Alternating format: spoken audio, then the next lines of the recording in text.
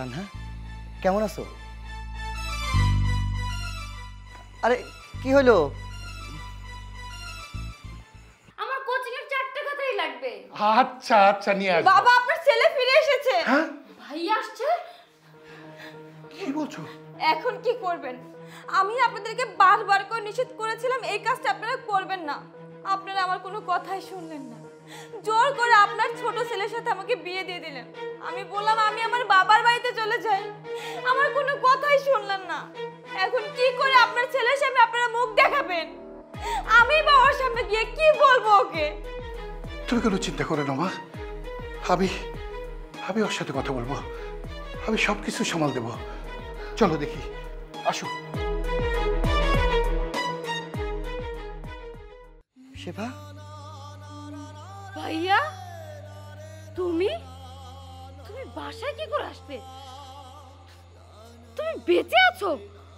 হ্যাঁ কেন, কি হয়েছে? তুই এমন করে কথা বলছিস কেন? আমি বেঁচে থাকবো না? আমার কি হবে? আমরা তো জানি তুমি মইরা গেছো। 3 বছর যাবত তুমি কই ছিলা?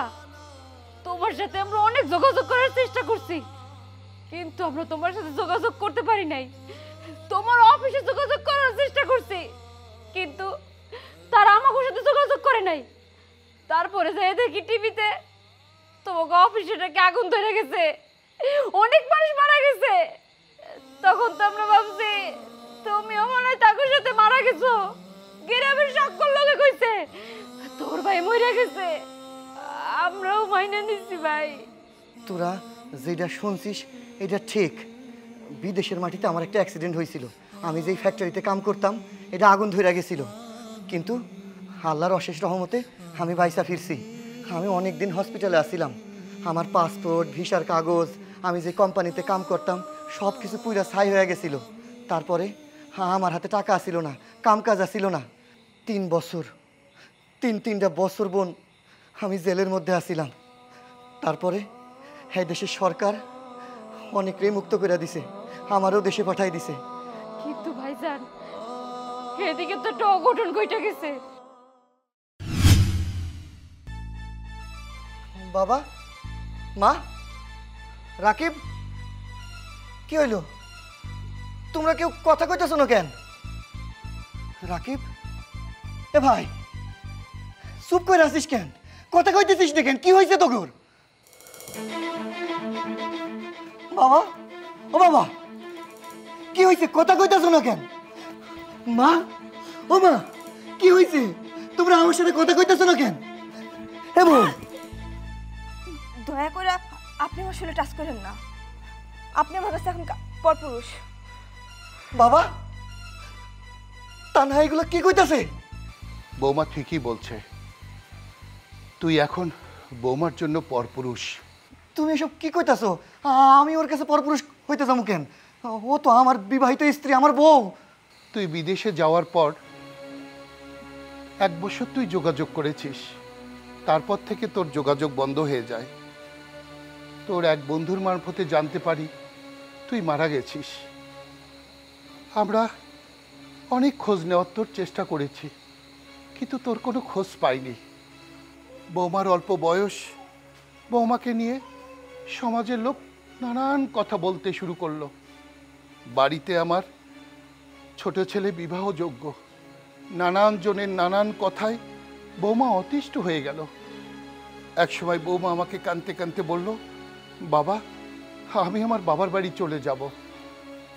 আমি কোনো দিশকুল পেলাম না। এত সুন্দর বৌমা আমার, এত লক্ষ্মী প্রতিমা, এত মাটির মানুষ, তাকে আমি কি করে হাতছাড়া করব? তোর বাবার সঙ্গে আমি কথা বললাম, বলে আমরা সিদ্ধান্ত নিলাম আমার ছোট ছেলের সঙ্গে ওর বিয়ে দেব। তোর ভাই রাজি ছিল না, ও কিছুতেই এই বিয়ে করতে চায়নি। আমি জোর করে রাকিবের সঙ্গে বৌমার আবার বিয়ে দেই। এই জন্য তুই এখন বৌমার কাছে পরপুরুষ। বাবারে বিশ্বাস কর, আমি যদি একটু জানতাম তুই বেঁচে আছিস, আমি এই কাজটা কখনো করতাম না বাবা। আমি বাবা হয়ে এত বড় ভুল কখনো করতাম না। কিন্তু বিশ্বাস কর, তোকে অনেক খোঁজাখুঁজি করেছি আমরা, আবার ভুল, পারলে তুই আমাকে ক্ষমা করে দিস। না বাবা, তোমার কোনো দোষ নেই। তুমি যেটা করছো না, ঠিক করছো। কথায় আছে না, ভাগ্যের লেখন না যায় খণ্ডন। আমার কপালে যেটা আসিল সেটাই হয়েছে। সত্যিই তো, তখন যদি আমার ফ্যাক্টরিতে আগুন লেগা যেই শ্রমিকরা মইরা গেছে, তাদের মধ্যে আমিও তো মইরা যাইতে পারতাম। তুমি রাকিবের সাথে দাদার বিয়া দিয়া দিছো, ঠিক কাম করছো বাজান, ঠিক কাম করছো। তুমি কষ্ট পায় না।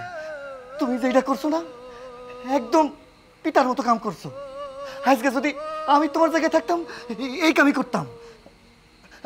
তোমরা কেন কষ্ট হইতেছো? এইটা তো কষ্ট হওয়ার কিছু নাই। যেটা হনের আছিল এটা তো হয়ে গেছে, তাই না রাকিব? ও ভাই, তুই মাথা নিচ করে আসিস কেন? আরে তুই যেটা করছিস এটা মহৎ কাম করছিস। আজগা তুই একটা মায়ার সুন্দর ভবিষ্যৎ দিছস, জীবন দিছস। কিরে ভাই, কথা কইতেছিস না কেন? ভাই লগে কথা কবি না? কি হবো ভাই, আমার কোনো কিছু নাই, আমি কিছু কইতে চাই না।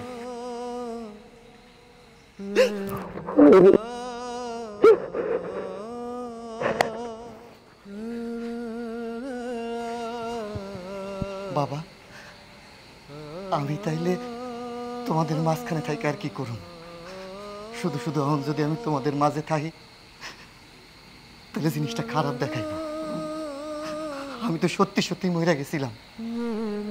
মাঝখান থেকে আইসা তোমাদের সুন্দর জীবনটা আমি আলোমেলো করে দিলাম। আমি তার চাইতে এক কাম করি, আমি বিদেশের মাটিতেই ফিরে যাই। তোমরা ভালো থাকো।